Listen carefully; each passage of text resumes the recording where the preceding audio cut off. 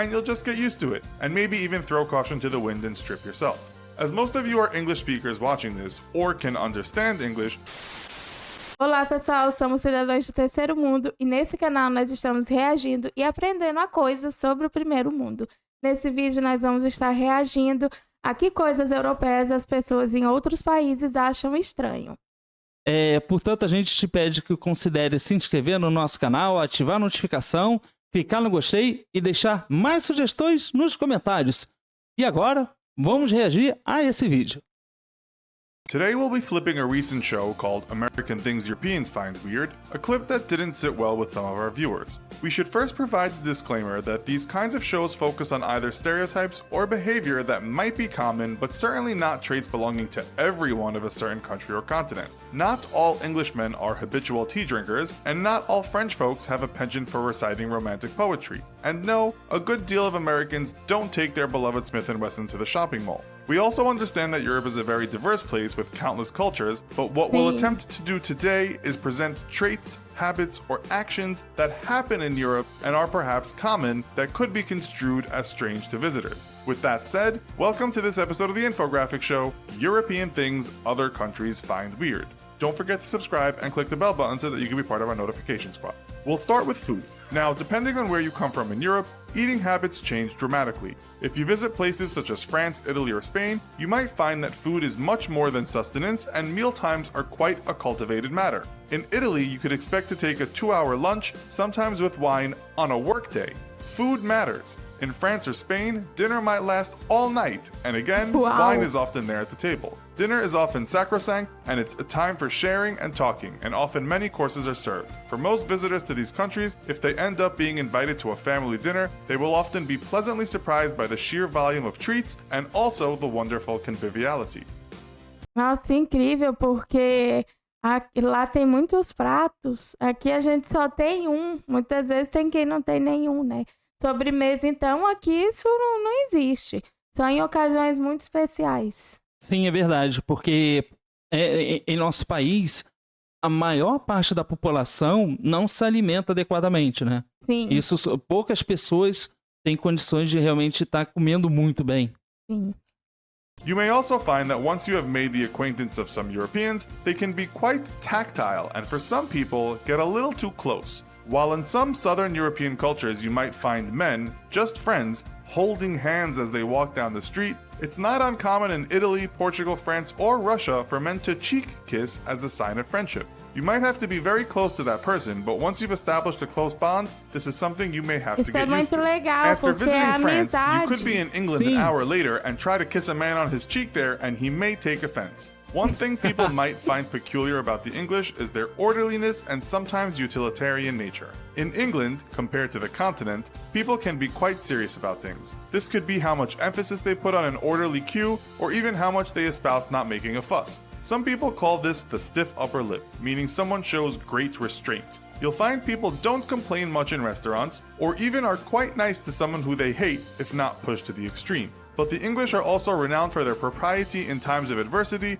much the reason why Rudyard Kipling once wrote, "Only mad dogs and Englishmen go out in the midday sun." Yeah. He was referring to English people dressing up in the hot tropics during the time of the Empire, anything to keep up appearances. We will now move over to the Netherlands, a country that has surprised many visitors time and again. One of the most shocking things to people is Amsterdam, first with its rather open and diverse red light district, but perhaps more so because there are cafes you can go in and choose from quite a lengthy menu of marijuana. In most countries, you might find drugs and prostitution in rundown parts of town, but in Amsterdam these days, it is quite safe and also picturesque. Another thing you might find strange in the Netherlands is the amount of bicycles and how they crazily zip about. The Dutch respect their bikes, and drivers must respect them too. In the Netherlands, there's even a special way to open a car door so there is no way you will open it on someone passing by in a bicycle. This involves opening the door with the hand furthest away from the handle. Kudos to the Dutch for coming up with that. Some people call it the Dutch reach, and it's a lifesaver. Mas Uau. isso não é uma coisa estranha, isso é uma coisa muito legal. Imagine se outros países também adotassem isso. Sim, eu acho isso muito interessante, realmente.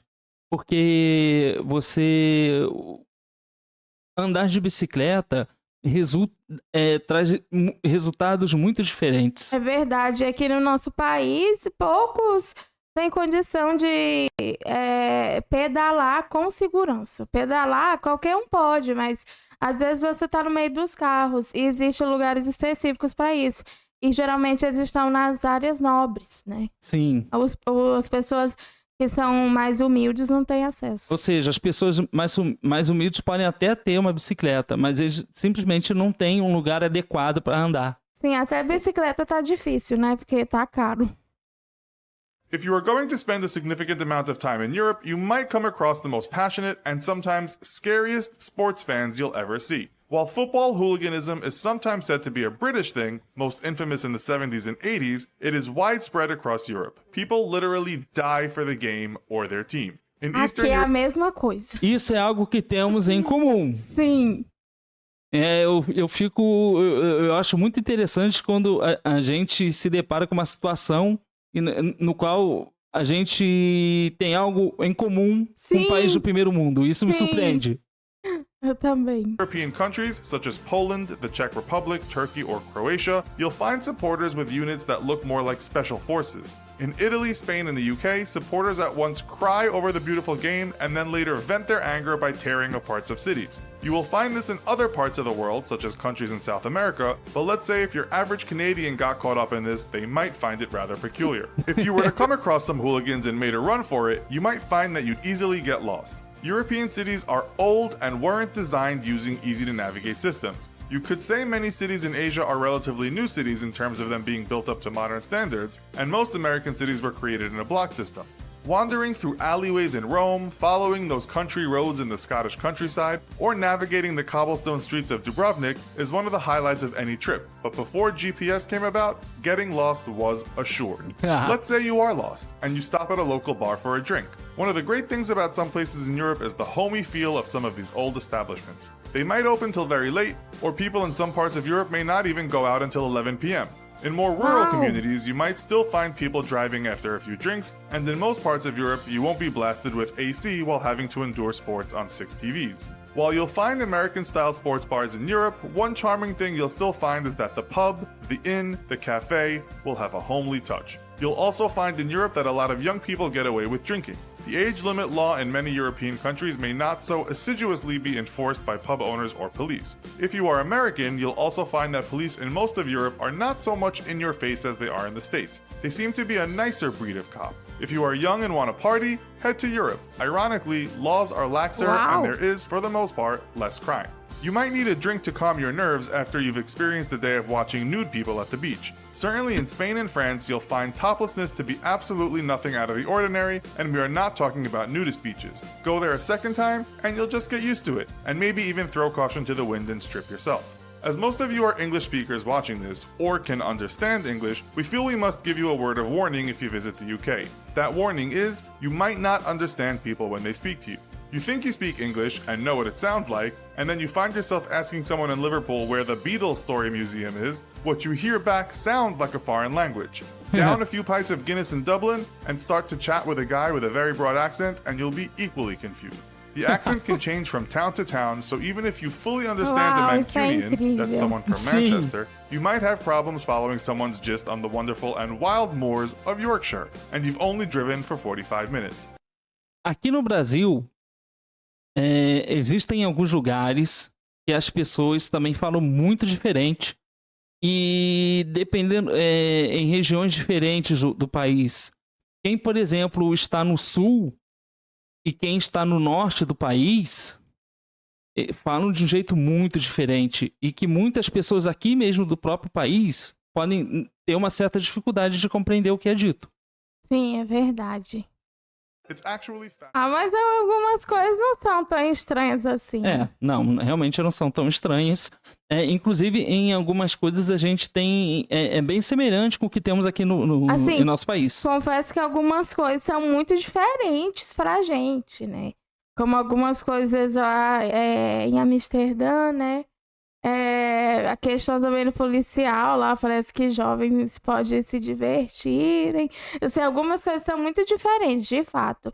Também, assim, são países de primeiro mundo, né? Então, assim, querendo ou não, vai ter um contraste, né? um choque cultural. Sim, inclusive justamente por isso, né? Como é um país de primeiro mundo, as coisas lá se dão de uma maneira um pouco diferente do que a gente está habituado aqui em nosso país. Sim. Porque aqui no Brasil a gente é um país de terceiro mundo, então realmente a gente conhece essas coisas do primeiro mundo e a gente sempre fica impressionado, porque a gente não consegue imaginar as coisas que acontecem lá aqui em nosso país. É verdade, é difícil de acreditar, né? Sim. Bom, mas essa foi a reação desse vídeo. Considere se inscrever em nosso canal, ativar a notificação, clicar no gostei e deixe mais sugestões nos comentários para vídeos como este. Muito obrigada por assistir esse vídeo. Nos vemos na próxima reação. Tchau!